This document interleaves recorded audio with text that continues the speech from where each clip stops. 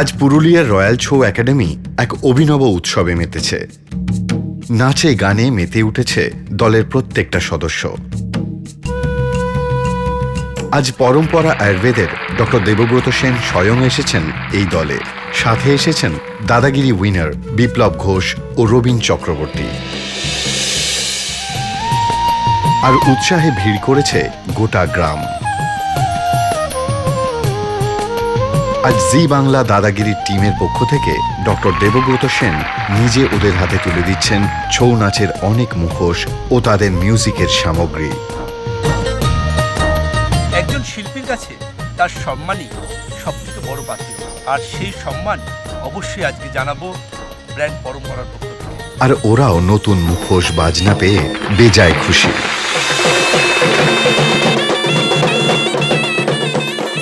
জান লাগিয়ে দিয়েছে নিজেদের নাচে।